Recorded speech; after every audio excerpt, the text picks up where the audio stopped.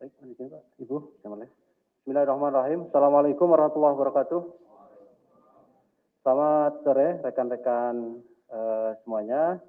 Sore hari ini KPK bersama Bareskrim Mabes Polri akan menyampaikan terkait dengan kegiatan bersama tangkap tangan ya, dugaan korupsi, penerima hadiah atau janji terkait dengan pengurusan promosi jabatan di pemerintahan Kabupaten Nganjuk, Jawa Timur. Karena ini adalah kegiatan bersama, maka acara sore hari ini juga dihadiri bersama, ya, selain pimpinan KPK, juga hadir Pak Kabareskrim dan juga Direktur Tindak Pidana Korupsi pada Bareskrim Polri. Nanti akan disampaikan beberapa hal baik oleh pimpinan KPK maupun dari Pak Kabareskrim terkait dengan perkembangan penanganan perkara dimaksud ya. Seperti biasa, setelah itu juga nanti kami beri kesempatan pada rekan-rekan untuk bertanya lebih lanjut terkait dengan perkara ini. Jadi kita fokuskan pertanyaan sore hari ini hanya terkait dengan kegiatan tangkap tangan yang dilakukan antara KPK dan Bareskrim gitu ya. 3 orang penanya nanti kami beri kesempatan untuk 1 sesi, mengingat waktu sudah cukup sore untuk persiapan buka bersama, buka puasa. Baik, kami silahkan pimpinan Ibu Lili untuk menyampaikan beberapa poin terkait dengan kegiatan tangkap tangan yang dilakukan kerjasama antara Bareskrim dan KPK dimaksud. Kami silahkan Ibu. Terima kasih Mas Ali Fikri. Assalamualaikum warahmatullahi wabarakatuh. Selamat sore rekan-rekan jurnalis yang kami hormati Pak Kabareskrim, Pak Agus, Pak Joko, Pak Dirtipikor. Pada sore hari ini kami ingin menyampaikan beberapa pointer terkait kegiatan bersama tangkap tangan, tetapi nanti keterangan-keterangan lain akan ditambahkan oleh baik Pak Kabareskrim maupun juga oleh Pak Joko secara teknis. Kami menyampaikan bahwa kegiatan bersama tangkap tangan dugaan korupsi, penerimaan hadiah atau janji yang terkait dengan pengurusan promosi jabatan pada pemerintah Kabupaten Nganjuk di Jawa Timur. Sejak akhir Maret 2021 dapat kami sampaikan, KPK menerima laporan adanya dugaan penerimaan hadiah atau janji yang terkait dengan pengisian jabatan pada perangkat desa dan camat pada lingkungan pemerintah Kabupaten Nganjuk di Jawa Timur. Lalu kemudian tim pengaduan masyarakat KPK menindaklanjuti laporan masyarakat sebagaimana dimaksud. Lalu seterusnya, saat unit koordinasi dan supervisi penindakan KPK berkoordinasi dengan Direktorat Tindak Pidana Korupsi pada Bareskrim Polri, juga diperoleh informasi bahwa Bareskrim Mabes Polri juga menerima laporan pengaduan masyarakat yang sama terkait hal tersebut di atas. Dan untuk menghindari adanya tumpang tindih laporan pengaduan masyarakat ini, maka dilakukan koordinasi antara KPK dengan Bareskrim Mabes Polri. Itu ada sebanyak 4 kali dan bersepakat bahwa akan dilakukan kerjasama untuk menindaklanjuti laporan masyarakat yang dimaksud, baik mulai terkait dengan pengumpulan bahan keterangan atau full bucket maupun pada kegiatan penyelidikan. Dan Bareskrim Mabes Polri juga KPK akan melakukan penyelidikan di mana KPK akan support penuh informasi dan juga data-data kepada tim Bareskrim terkait dengan kasus di atas. Dan pelaksanaan kegiatan di lapangan juga dilakukan bersama-sama dengan tim gabungan KPK dan juga Bareskrim di Mabes Polri. Penyelesaian penanganan perkara ini akan dilakukan oleh Direktorat Tindak Pidana Korupsi Bareskrim Mabes Polri. Penyelidikan kasus ini oleh KPK dan juga bersama Bareskrim Mabes Polri dilakukan sejak pada sekitar bulan April 2021 dan kronologinya tangkap tangan ini dapat kami sampaikan. Pada hari Minggu 9 Mei 2021, tim gabungan KPK dan Bareskrim Mabes Polri mendapatkan informasi akan adanya penyerahan uang oleh pihak-pihak terkait dalam proses pengisian jabatan pada perangkat desa dan camat di jajaran pemerintah Kabupaten Nganjuk, Jawa Timur. Tim gabungan ini kemudian menindaklanjuti dan kemudian selanjutnya mengamankan 4 orang camat pada wilayah Kabupaten Nganjuk beserta dengan barang bukti uang. Dan setelah dilakukan permintaan keterangan, maka diperolehlah fakta bahwa dugaan penerimaan sejumlah uang itu dikumpulkan atas arahan dari Bupati Nganjuk. Tim gabungan juga menemukan fakta ada beberapa dugaan para camat juga telah menyerahkan sejumlah uang kepada Bupati Nganjuk melalui ajudannya. Dan selanjutnya juga tim gabungan KPK dan Bareskrim Mabes Polri mengamankan Bupati Nganjuk untuk dilakukan pemeriksaan lebih lanjut. Dan untuk efektivitas dan percepatan dalam penyelesaian perkara yang dilanjutkan itu oleh Direktorat Tindak Pidana Korupsi pada Bareskrim Mabes Polri, tentu KPK akan melakukan supervisi sesuai dengan kewenangan yang dimiliki oleh KPK. Dan sinergi antar aparat penegak hukum akan terus dilakukan dalam rangka penegakan hukum pemberantasan tindak pidana korupsi. Perkara ini tentu menjadi pengingat sekaligus juga peringatan kepada seluruh kepala daerah yang merupakan penanggung jawab anggaran di daerahnya untuk terus melaksanakan tugasnya dengan penuh integritas sebab KPK dan Polri juga akan tetap dan terus berkomitmen bersinergi memberantas korupsi hingga ke akarnya, hingga negeri ini bebas dari korupsi. Demikian yang kami sampaikan. Nanti kemudian berikutnya Pak Agus dan Pak Joko, silakan. Billahi taufiq wal hidayah. Assalamualaikum warahmatullahi wabarakatuh. Assalamualaikum warahmatullahi wabarakatuh.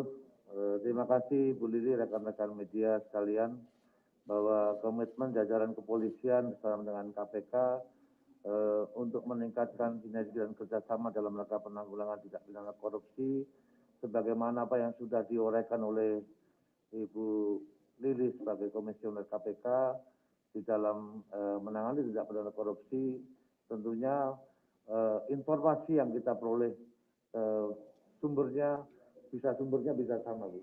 Sumbernya bisa sama, yang menginformasikan tentang berbagai kejadian di wilayah yang tentu saja ini selalu kita komunikasikan antara jajaran kepolisian dengan KPK, sehingga khusus penanganan tindak pidana korupsi dalam kaitan dengan jual beli jabatan di lingkungan Kabupaten Nganjuk, tentunya ini juga sudah tadi diuraikan oleh Ibu Lili Pintauli bahwa ini sudah melalui tahapan-tahapan koordinasi, komunikasi, kemudian sharing informasi. Kemudian pada hari Minggu yang lalu, 3 personel KPK dengan 11 anggota dari Bareskrim Polri bersama-sama melaksanakan kegiatan tindak lanjut atas semua informasi yang sudah terkumpul dengan untuk melakukan operasi tangkap tangan terhadap Bupati dan perangkat-perangkat yang terlibat di dalam jaringan ini. Saya persilakan kepada Pak Joko untuk menjelaskan secara detail tentang rangkaian kegiatan keberangkatan tanggal hari Minggu yang lalu sampai dengan keberhasilan pengungkapannya terjadi. Saya persilakan. Terima kasih. Terima kasih Pak Kabah, Bu Lili, Pak Ali Fikri, dan teman-teman sekalian. Izinkan saya mencoba menyampaikan informasi berkaitan dengan koordinasi yang dilakukan oleh teman-teman KPK dengan Direktorat Tindak Pidana Korupsi. Yang tadi disampaikan koordinasi adalah bahwa dalam konstruksinya atau dugaan dalam penyelidikannya pada saat tanggal 13 April dan tanggal 16 April ada dua penyelidikan yang dilakukan. Yang pertama 13 April adalah oleh teman-teman KPK dan 16 April oleh Direktorat Tindak Pidana Korupsi. Dugaannya apa? Dugaannya adalah ada dugaan waktu yang kita terima informasi awal adalah jual beli jabatan. Maka untuk menindaklanjuti dari koordinasi yang dimaksud tadi, dengan dua sprindik tanggal 13 April dan 16 April, maka kita melakukan komunikasi intens, kemudian pendalaman dengan intens, maka kita bersama-sama mengkoordinasi berangkat kepada objek dan subjek yang dimaksud di Kabupaten Nganjuk. Kemudian perlu disampaikan bahwa pada hari Minggu yang tadi juga sudah disampaikan Bu Lili dan Pak Kabar Eskrim, bahwa pada tanggal 9 Mei 2021 sekira pukul 19, tim gabungan yang terdiri dari Direktorat Tindak Pidana Korupsi dan KPK telah mengamankan Bupati Nganjuk atas nama NRH dan beberapa camat dari jajaran Kabupaten Nganjuk dalam dugaan tindak pidana korupsi berupa penerimaan hadiah atau janji kepada pegawai negeri atau penyelenggara negara untuk berbuat atau tidak berbuat sesuatu yang bertentangan dengan kewajibannya terkait pada pengisian jabatan di lingkungan pemerintah Kabupaten Nganjuk, Jawa Timur. Rangkaian dari kegiatan tersebut dilanjutkan dalam penyelidikan, maka Direktorat Tindak Pidana Korupsi Baris Krim Polri telah melanjutkan proses penyidikan dari penyelidikan dimaksud dengan persangkaan pasal 5 ayat 1, huruf A atau B, pasal 11, dan pasal 12B besar. Undang-Undang Nomor 31 Tahun 99 tentang Pemberantasan Tindak Pidana Korupsi sebagaimana yang diubah dan ditambah dengan Undang-Undang Nomor 20 Tahun 2001 tentang Pemberantasan Tindak Pidana Korupsi dengan junto pasal 55 ayat 1 ke 1 KUHP. Kalau dilihat dari ancaman hukuman pidana, kalau pasal ayat 1 pasal 5 ayat 1 huruf A atau B yang dimaksudkan di situ adalah pidana penjara paling singkat 1 tahun dan 5 tahun dan atau pidana denda paling sedikit 500 juta rupiah, paling banyak 250 juta rupiah. Pasal 11 dengan ancaman pidana penjara paling singkat 1 tahun dan paling lama 5 tahun dan atau pidana denda paling sedikit 500 juta dan paling banyak 250 juta rupiah. Dan pasal 12B besar, pidana penjara seumur hidup atau pidana penjara paling singkat 4 tahun dan paling lama 20 tahun. Dan pidana denda paling sedikit 200 juta rupiah dan paling banyak 1 miliar rupiah. Dalam konstruksi yang dimaksud dengan 3 pasal tersebut, dengan pasal 55 ayat 1 ke 1 KUHP, dalam perkara tersebut telah ditetapkan tersangka sebagai berikut. Saudara NRH, Bupati Nganjuk yang diduga sebagai penerima hadiah atau janji. Kemudian, Saudara Duk, Camat Pace, Edisri ES, Camat Tanjung Anom, dan sekaligus sebagai PLT Camat Sukomoro, HAR, Camat Berbek, Bambang BS, Camat Loceret, TBW, mantan Camat Sukomoro, sebagai pemberi, dan Saudara MIM,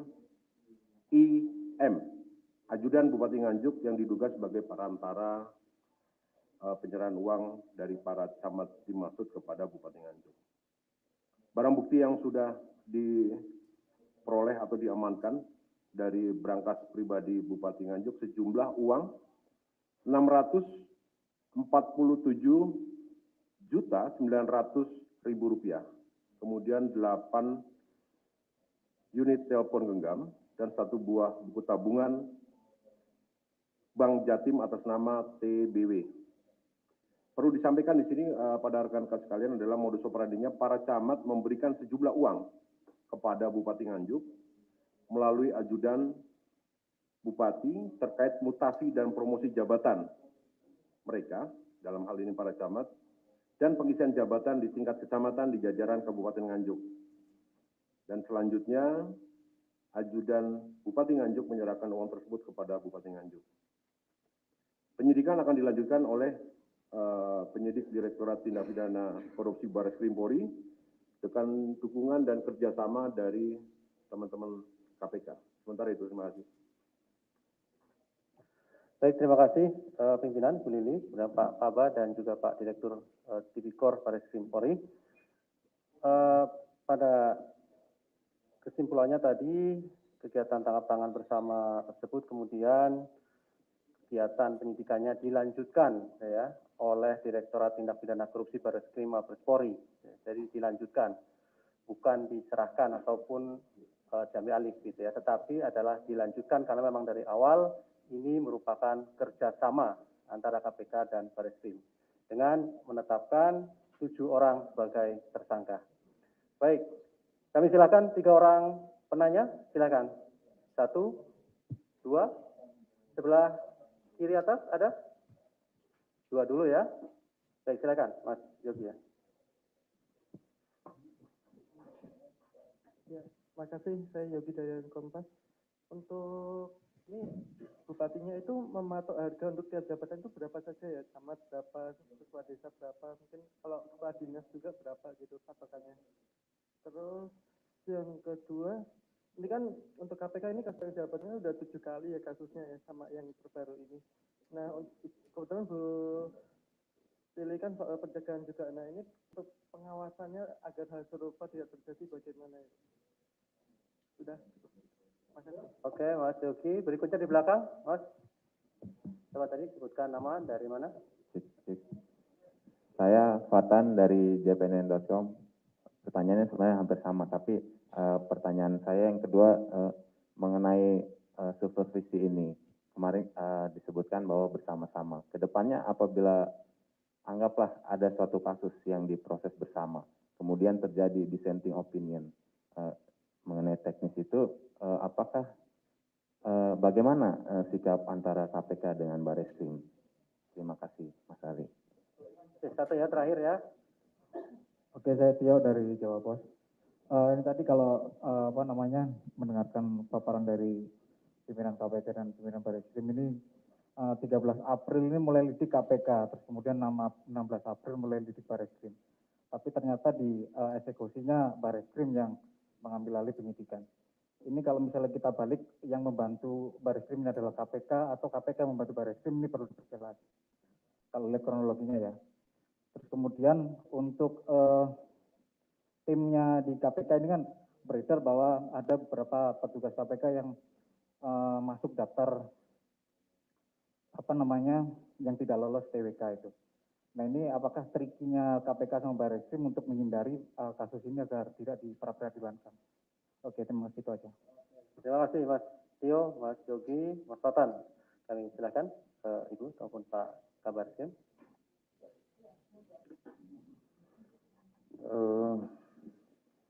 Kalau kaitan kenapa penanganan perkara yang dilanjutkan ke Barreskrim, sebenarnya bahwa awalnya informasi ini sudah masuk sebelumnya. Kemudian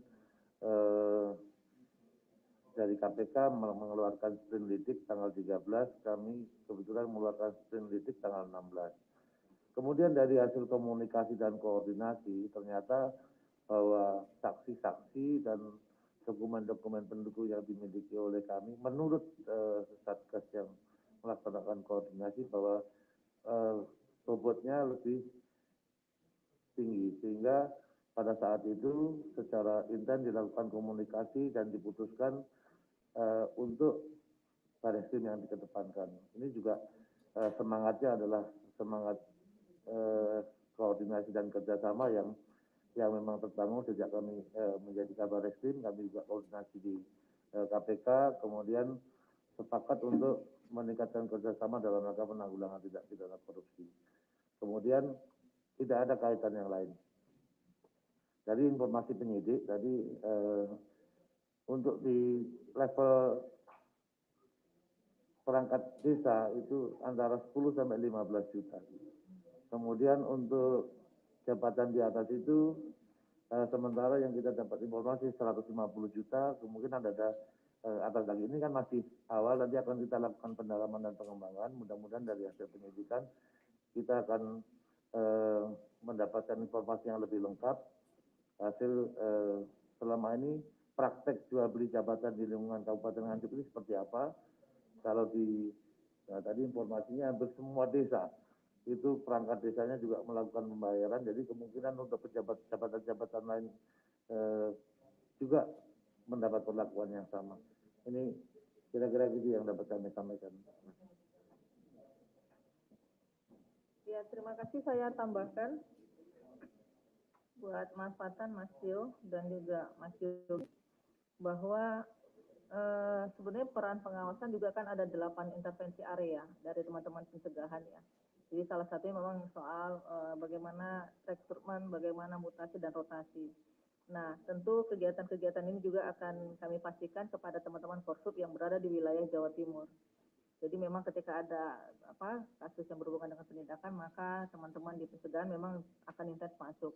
Di mana kekeliruan itu? Saya juga belum punya catatan apakah Kabupaten Nganjuk dengan 8 NCP yang dilakukan monitor oleh KPK, mereka punya grade yang baik apa tidak gitu. Jadi saya belum ngecek seluruhnya, Mas Yogi. Dan kemudian karena ini kasusnya berawal dari koordinasi, jadi bukan supervisi, karena sifatnya kalau supervisi sekarang, kita ada penetapan di pimpinan, di kita semua untuk menentukan bahwa ini kasus di supervisi. Tetapi ini lebih pada koordinasi, jadi saling mendukung, saling support data, dan kemudian bagi kami bahwa ke depannya kita juga akan memastikan kasus ini berjalan. Nah, kalau soal dissenting opinion, saya pikir ini tidak akan ada terjadi karena masing-masing akan melakukan koordinasi di internal, dan ini tidak satu kali. Jadi tadi kalau untuk kasus Nganjuk ini ada 4 kali ya, Pak Kabar Reskrim kita lakukan, dan ini saling melihat mana yang saling melengkapi datanya. Dan Kabar Reskrim apakah membantu atau KPK membantu, keduanya saling bantu, saling dukung data, saling support tenaga, dan kemudian kita berpikir bahwa ini karena Kabupaten Nganjuk, kenapa tidak berada di sana, misalnya tidak usah KPK karena pembiayaan sangat mahal dan seterusnya. Apalagi soal jual beli jabatan mulai tingkat desa sampai tingkat kecamatan. Nah, tadi sudah dijelaskan oleh Pak Joko dan Pak Agus tentang jumlah uang yang ternyata diambil dan bervariasi untuk itu. Dan ini tidak ada urusannya dengan berhubungan dengan soal pegawai tadi. Jadi ini memang benar-benar karena kasusnya bersamaan laporan pengaduannya, lalu kita lihat walaupun berbeda sprindik, tetapi ternyata kita melihat ini kita bisa mensupport Barreskrim, kenapa tidak ini kita lakukan. Dan ini koordinasi yang dimaknai oleh kita bersama. Saya pikir itu teman-teman. Terima kasih. Baik, terima kasih. Ada tambahan Pak? Cukup? Cukup ya? Sudah ya? Oke.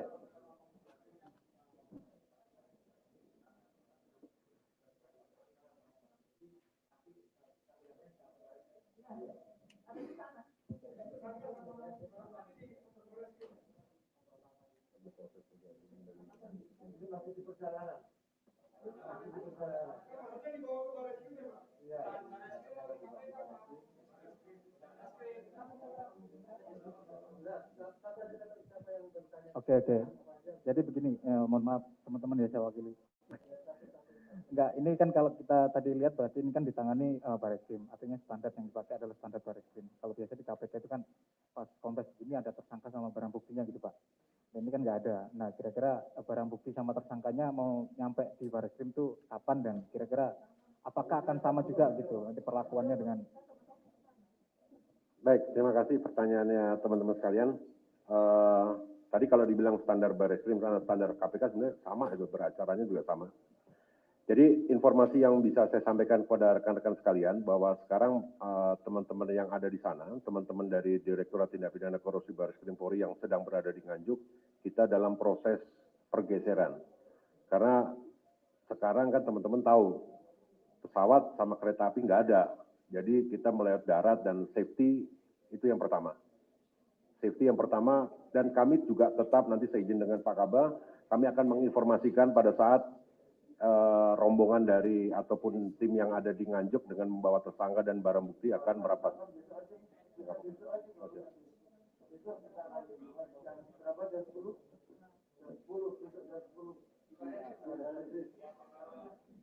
Oke ya, saya kira sudah jelas teman-teman ya, untuk acara nanti dilanjutkan besok, ada di Barreskrim sekitar jam 10.